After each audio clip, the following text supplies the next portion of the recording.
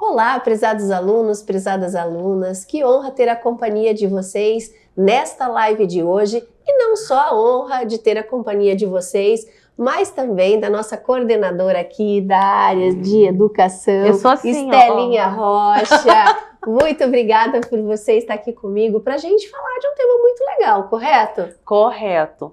Eu vou dar um spoiler que a gente vai falar sobre educação corporativa. Já falou, né? Pronto. É isso, gente. Obrigada. Qualquer dúvida, manda e-mail. Beijo. Quase isso, né, Elaine? Claro que não. Isso. Temos muito mais para falar.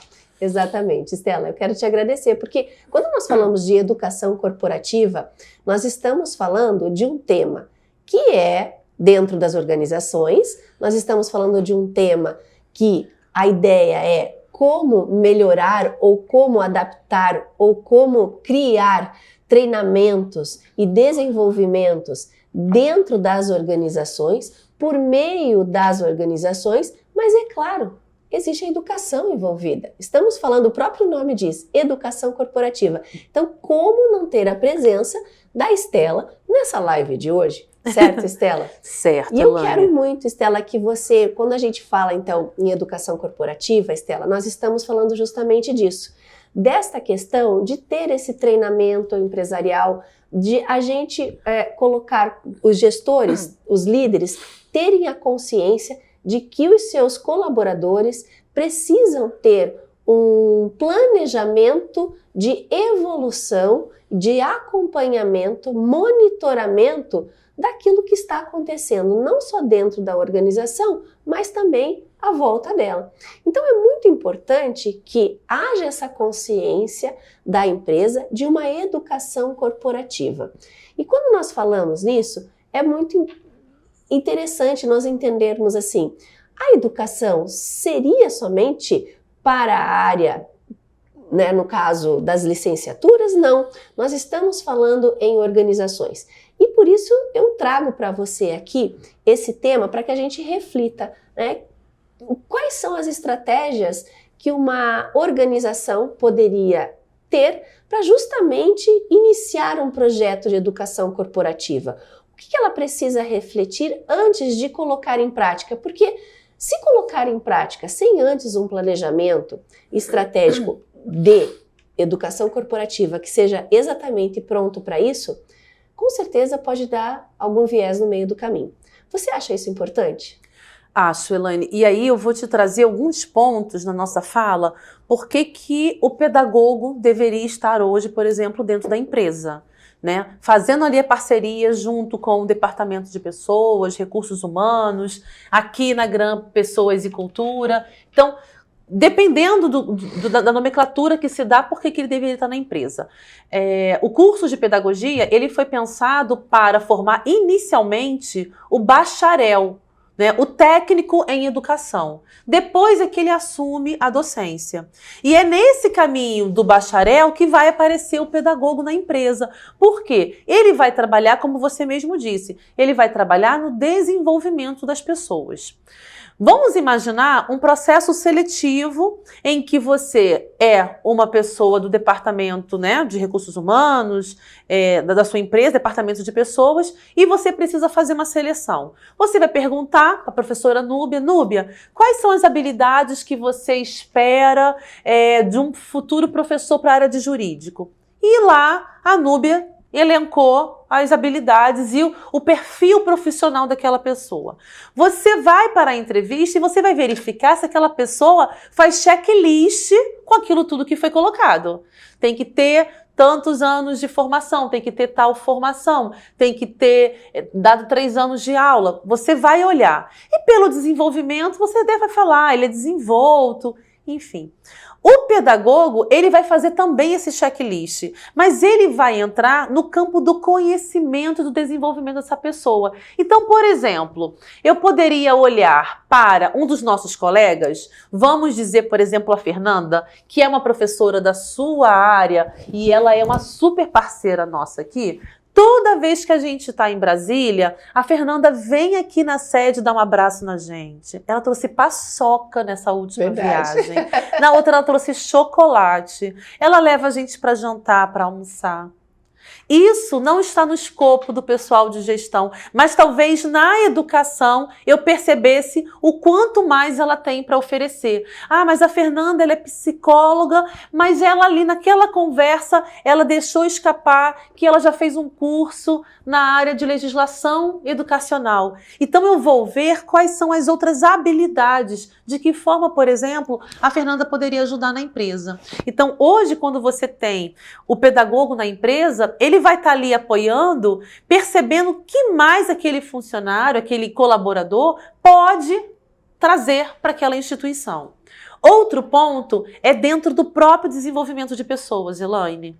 E vou pegar um exemplo aqui da Gran. A Gran está fazendo um processo de mudança do seu sistema interno de gestão, não é? Ela fez um processo. E aí nós temos o quê? Mais de 1.000 colaboradores aqui. Eu posso apenas fazer, por exemplo, uma live dizendo que é assim que funciona com o novo ferramenta? Não. O pedagogo vai dizer o seguinte, olha, eu já fiz um mapeamento, nós temos pessoas que só terminaram o ensino médio, nós temos pessoas muito jovens, então talvez usar uma ferramenta tecnológica seja fácil, mas eu tenho um grupo de pessoas que elas têm uma idade um pouco a mais, não são tão familiarizadas talvez com uma aula no Meet, então vamos fazer um encontro presencial com essas pessoas? Então o pedagogo, ele vai identificar como cada um aprende, quem são os grupos, para determinar as melhores formas de treinamento, de capacitação. Perfeito. Mas eu trago algo além. Você estava trazendo o exemplo da nossa professora, o quanto ela tem essa possibilidade de ir além daquilo que é o escopo do trabalho dela. E aí, você fez um comentário que a gente poderia estar fazendo uma análise de como que essa colaboradora poderia estar ajudando nos treinamentos ou tendo alguma capacitação junto a outras áreas para justamente influenciar ações positivas. Porém, eu digo assim, para nós que somos aqui da Gran Faculdade e somos do ensino superior, somos de concurso, para nós termos isso aqui dentro da nossa organização e promovermos um treinamento corporativo aqui dentro, perfeito, tá tudo bem e é muito bom, porque nós estamos com professores aqui. Então nós temos professores da área da educação, professores da área da tecnologia, professores da área de jurídica, professores da área de gestão.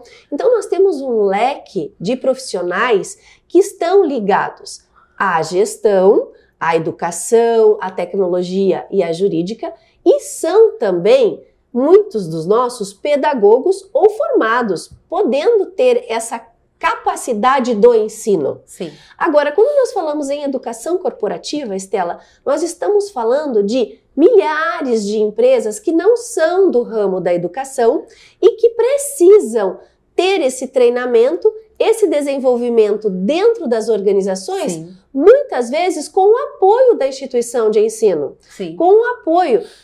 Já trabalhei, já participei dentro da instituição de ensino, e isso é muito importante, fazendo esse mapeamento dentro de organizações para justamente traçar um planejamento estratégico para aquela empresa, como que nós, como professores e profissionais da área, no caso da minha área foi na área de gestão de pessoas, mapeando a empresa, e olha que nós não estávamos num serviço de consultoria, era a instituição de ensino, sim, mapeando a área de gestão de pessoas e vendo como que a instituição de ensino, com os seus conteúdos e com as suas práticas inovadoras, gamificação. Hoje nós temos muitos materiais como instituição de ensino superior inovadores, além do conteúdo, porque eu sempre acho não e acredito que só a prática também não adianta, porque senão eu faço por fazer, mas eu preciso saber como fazer para fazer bem feito e saber inovar.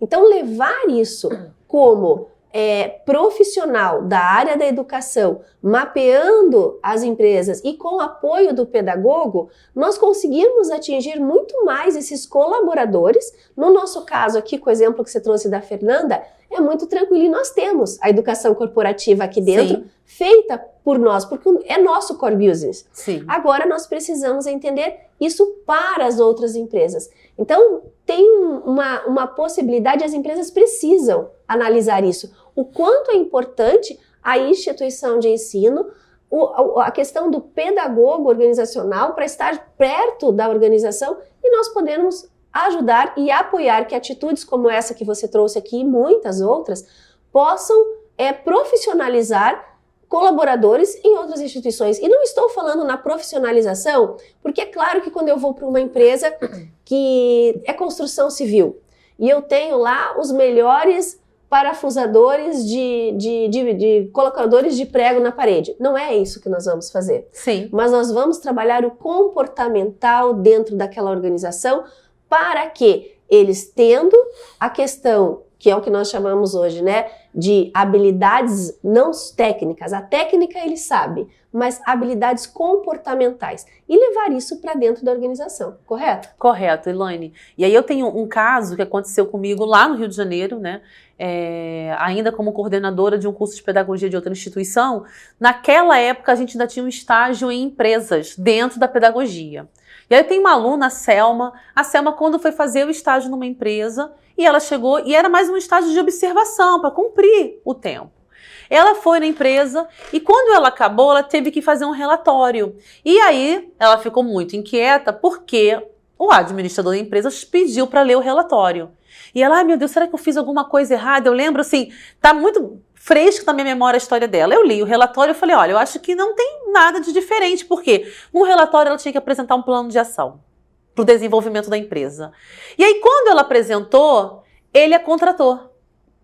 Porque ele falou assim, é isso que a minha empresa está precisando. Então ela, logo na sequência, depois ela foi fazer uma especialização em pedagogia empresarial para entender um pouco mais desse campo, né, pequenas, médias e grandes empresas.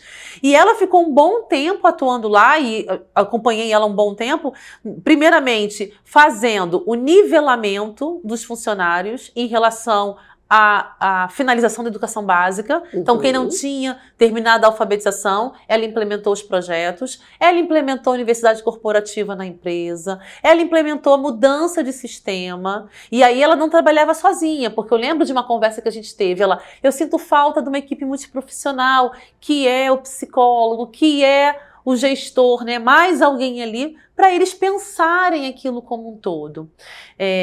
Depois ela saiu dessa empresa e montou uma assessoria.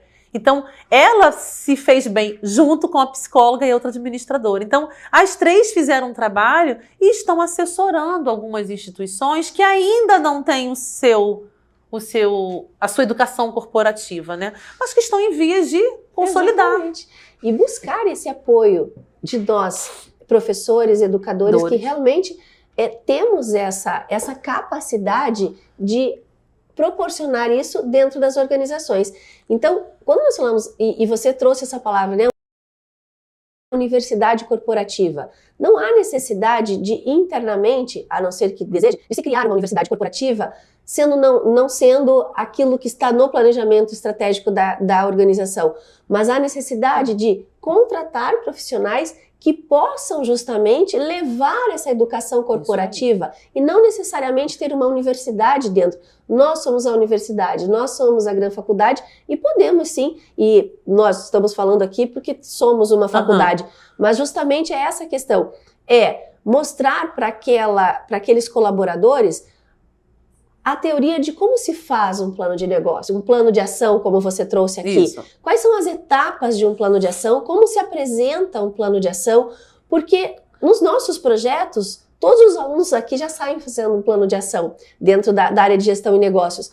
Porém, muitas das organizações precisam que, o colaborador precisar montar um plano de ação e não só apresentar, mas dentro dali, pode montar um plano de ação que não tenham todos os quesitos, todas as questões. E aí, então, pode se tornar algo que dê algum viés no futuro. Então, eu acredito e tenho como que a educação corporativa nas organizações só traz benefícios. Retém talentos. Sim.